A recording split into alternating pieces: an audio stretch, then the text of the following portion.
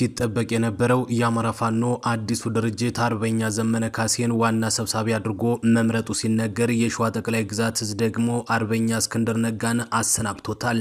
የጎንደሩ አፋድ ከፍተኛ አመራር ኢያሱ አባተ ደግሞ ለብልጽግና መንግስት እጅ መስጠቱ ተረጋግጧል። በሌላ በኩል በጎንደር ቀጠና በአርማጮ በተደረገ ውጊያ አንድ መኪና ሬሳ መነሳቱ ተነግሯል። በጎጃም በአማሪትና በአባያ በረሃ ውስጥ ደግሞ ታምር ተሰርቶ መዋሉ ታውቋል። በወሎ ቀጠናም ከቃሊምና ከአካባቢው አዲስ ነገር ተሰምቷል። በሸዋ የገባው አንድ መኪና የሪፐብሊካን ኃይል ደግሞ ማለቁ ተሰምቷል። የኤርትራና የብልጽግና መንግስት ውጥረት ዛሬም ተባብሶ ቀጥሏል።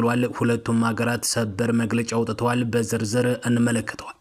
ሰላም ጤና ይስጥልን። የተወደዳችሁ የሀበሻ ዜና አድማጭ ተመልካቾች ጥር 8 5ኛ ወር 2018 ዓ.ም ለምሽት የተሰሙ አዳዲስና ወቅታዊ እንዲሁም ሰበር የድል መረጃዎችን እናስደምጣችኋለን። መረጃው ለሁሉም እንዲደርስ ደግሞ እናንተም ቪዲዮውን ላይክ፣ ሼርና ሰብስክራይብ እያደረጋችሁ እስከ መጨረሻው አብራችሁን ቆዩ። የአማራ ክልሉ ጦርነት ተጠናክሮ ቀጥሎ ከጎጃም እስከ ጎንደር ከወሎ እስከ ሸዋ የፌዴራል መንግስት ጥምር የጦር ሰራዊት በገባበት የአማራ ክልል አካባቢ ሁሉ በአማራ ፋኖ ኃይሎች መብረቃዊ ጥቃትን እያስተናገደ ሙትና ቁስለኛ እየሆነ ነው። እንደ ምንጫችን ገለጻ በዛሬው ዕለትም የመንግስት ኃይሎች የመተማውን ኮሪደር ለማስለቀቅ በሚል በርካታ እግረኛና ሜካናይዝድ ኃይል በመያዝ በመተማና በአርማጮ ግንባር ለመግባት ሙከራ ማድረጋቸውን ተከትሎ ጎንደር ቀጠና አርማጮ ላይ ከባድ ውጊያ ሲደረግ መዋሉ ተሰምቷል። እንደ ምንጫችን ገለጻ በዚያው ውጊያ የአማራ ፋኖ ብሔራዊ ኃይል የሰሜን አማራ ቀጠና የበላይ ዘለቀ እዝ ኃይሎች አንድ መኪና ሰራዊት መደምሰስ መቻላቸውን ይፋ የተደረጉ መረጃዎች ያመላክታሉ። በተመሳሳይ መንግስት በርካታ የጦር ሰራዊቱን ባስገባበት የጎጃም ቀጠናም ውጊያ መደረጉ ሲነገር አማሪትና አባያ በረሃ በተባለ ቦታ በርካታ የጥምር ኃይሉ አባላት በአማራ ፋኖ ብሔራዊ ኃይል በቴዎድሮስ እዝ የፋኖ ኃይሎች ሙትና ቁስለኛ እንዲሁም ምርኮኛ መደረጋቸውን የተሰማም። በሸዋ ቀጠና የገባ በርካታ ቁጥር ያለው የሪፐብሊካን ኃይል መደምሰሱ ሲነገር ከንቲባውም ተገልጿል። በሸዋ ቀጠና የራምቦ ክፍለ ጦር ድል ቀንቶኛል ሲል ነው የገለጸ። የሸዋ ጠቅላይ ግዛት እዝ ከንቲባው እንደመሰስኩት ብሏል። የሸዋ ጠቅላይ ግዛት እዝን ለመክበብና ለመደምሰስ ያገዛዙ ኃይል እስካሁን ሲገባ በከረመበት በተለይም በይፋትና ጥሙጋ አውራጃ በቆት ዙሪያ በተሬና ራሳ ንጹሃን ሰዎችን ከማጥቃት ባሻገር የገበሬዎችን እህል በመኪና በማስጫን እንዲሁም እዛው ይፋት ጣርማበር ዙሪያ አጋምበርና አካባቢው ያለ ማህበረሰብን በማዘረፍ የጣርማበር ወረዳና የደብረ ሲና ከተማ ከንቲባና አመራሮች በገዛ ህዝባቸው ላይ አሰቃቂ ግፍ ፈጽሟል። በተመሳሳይ በተጉለት ቀጠናዎች ሳሲትና ዙሪያው ወንጀል የፈጸሙና ያስፈጸሙ የብልጽግና የጦር ወንጀለኛ ሰራዊትና ከአማራ ብራክ የወጡ ካድሬዎች ወንድሞቻችን በክብር የወደቁበት ደም ሳይደርቅ ዋነኞቹ የህዝብ ጠላቶች ባልሞ ተኳሽ እየተመቱ ይገኛል። ዛሬ ሌሊቱንም ወደ ደብረ ሲና ከተማ ዘልቀን በመግባት እኛ ያጼ አምደ ጽዮን ኮር የራምቦ ክፍለ ጦር ኃይሎች የደብረ ሲና ከተማ አስተዳደር ከንቲባ የሆነውን አቶ ወንድም ሲገኝ ማሙየን ደምስሰኗል። ይህ ግለሰብ በከተማውና በገጠሩ የሸዋ አማራ ላይ መጠነ ሰፊ ወንጀል የፈጸመ የገጠሩን አርሶ አደር ጤፍና ማሽላ ደግሞ በመኪና ያስጫንና ንጹሃን ሰዎችን በመንግስት ሰራዊት ያስጠቃ አደገኛ ካድሬ ነበር ሲል ነው የሸዋ ጠቅላይ ግዛት እዝ ፋኖች የገለጹ። ይህ በእንዲህ እንዳለ በምስራቅ አማራ ቀጠና ከወልዲያ ከተማ ዙሪያ አካባቢዎች ጀምሮ እስከ ቃሊምና ቃሊም ዙሪያ አካባቢው ድረስ በተደረገ ተጋድሎ በመቶዎች የሚቆጠሩ ያገዛዙ ወታደሮች ሙትና ቁስለኛ መደረጋቸውን ለማረጋገጥ ተችሏል። አማራ ፋኖ ብሔራዊ ኃይል ምኒልክ እዝ ከኸውጃኖ ክፍለ ጦርና ከጀነራል አሳምነው ጽጌ ክፍለ ጦር የተውጣጡ የፋኖ ሀዶች ጥር 5 ቀን 2018 ዓ.ም ማለዳ ጀምሮ ከወልዲያ ዙሪያ ማለትም ጥቁር ውሃ ምላሽን ይዞ እስከ ቃሊም ድረስ በወሰዱት ውጤታማ ነው በተባለለት የመከላከልና የመልሶ ማጥቃት እርምጃ በመቶዎች የሚቆጠሩ ያገዛዙ ወታደሮችን በመደምሰስና በርካታ ክላሽንኮቭ መሳሪያ ከነተተኳሹ በመማረክ ድል መቀዳጀታቸውን በዕለቱ መዘገባችን አይዘነጋም። ያለምንም ማቋረጥ ለተከታታይ 13 ሰዓታት በተደረገ የጨበጣ ውጊያ ከወልዲያ ከተማ ዙሪያ ሚጦና ጃርሳን ጨምሮ ከጥቁር ውሃ ምላሽ ጀምሮ አላገዶ፣ አፍሪኬር፣ ቃሊም መገንጢያ፣ ዘንዶ ጅራት ወይም ደግሞ ከሳምንት በፊት የአየር መቃወሚያ እስከ ኦራሉ የወደመበት ቦታ ቃሊም መገንጢያና ቃሊም ድረስ የሸፈነ ተጋድሎ መደረጉም የሚታወስ ነው። አገዛዙ ሁለት ሰው አልባ አውሮፕላኖችን ጨምሮ በወልዲያ ሼክ መሐመድ ሁሴን አላሙዲን ስቴዲየምና በከተማዋ ኢንዱስትሪ መንደር ተብሎ በሚጠራው አካባቢ ባጠመደው ጀነራል መድፍ እንዲሁም በከተማዋ አዲሱ ማረሚያ ቤት እየተሰራ በሚገኝበት ጉቦ ተብሎ በሚጠራው አካባቢ ባጠመደው ሞርተር ቢኤምና ዙ 23 ታግዞ ከሁለት እዝ የተውጣጡ ከ3 ክፍለ ጦር በላይ ወታደሮችን በሚሊሻና አድማ ብተና መንገድ መሪነት ሰራዊት በማሰለፍ ሲዋጋ የዋለ ቢሆንም ነገር ግን የሁሉ ኃይል የፋኖን ጥቃት መቋቋም አቅቶት ከባድ የሆነ የሰብአዊና ቁሳዊ ኪሳራን ማስተናገዱ ተረጋግጧል። በምኒልክ ስር ከሐውጃኖ ክፍለ ጦርና ከጀነራል አሳምነው ጽጌ ክፍለ ጦር የተውጣጡ የፋኖ አሃዶች በወሰዱት ስኬታማ በሆነ የመከላከልና የመልሶ ማጥቃት እርምጃ በመቶዎች የሚቆጠሩ አገዛዙ ወታደሮችን መደምሰስም ችሏል። የጠላት ኃይልም በሚደመሰሱበት ወታደሮች ልክ ተጨማሪ ኃይል እያስገባ የዋለ ሲሆን ምሽት ላይ ግን የሚጨምረውን ኃይል በማቆም ሁለት ሰው አልባ አውሮፕላኖችን በማሰማራት ተከታታይ የዘፈቀደ ድብደባዎችን መፈጸሙን የታወቀ። በዚህም ከ12 ጊዜ በላይ የድሮን ጥቃት የተፈጸመ ሲሆን አገዛዙ የሱን ስልጣን ለማራዘም ሲሉ ሲዋጉ በፋኖ የተገደሉ የመከላከያ ሰራዊት አባላትን አስከሬን ደብድቧል ነው የተባለ። ይህም የፋኖ አባላቱ በውጊያው ከተገደሉ የመከላከያ ሰራዊት አባላት ላይ ክላሽና ሌሎች ወታደራዊ ንብረቶችን እንዳይሰበስቡ በማሰብ የፈጸመው ዘግናኝ ድርጊት ነው ሲሉ ወታደራዊ ምንጮች አሁን ላይ እየገለጹ ይገኛል።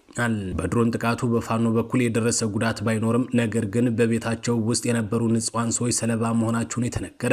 በጥቃቱ ከተገደሉ ንጹሃን መካከል አንድ የቤተ ክርስቲያን ጠባቂ አባትን ጨምሮ ሌሎች በቤታቸው ውስጥ የነበሩ ሴትና ህጻናት እንደሚገኙበትም ታውቋል። በተጨማሪም ከወልዲያ ከተማ በተወነጨፈ መድፍ ህይወታቸው ያለፈና የቆሰሉ ንጹሃን ሰዎች መኖራቸው የተነገረ ሲሆን የመድፍ ጥቃቱ የቤት እንስሳቶችንና ተሰብስቦ የተከመረ የማሽላና የጤፍ ነዶ መውደሙንም ከቀጠናው የወጡ መረጃዎች ያመለክታሉ።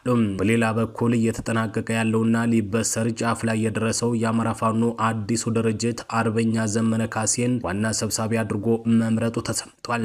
አዲሱ ድርጅት ከአፋድ በኩል መከታው ማሞና ደረጀ በላይን አካቷል።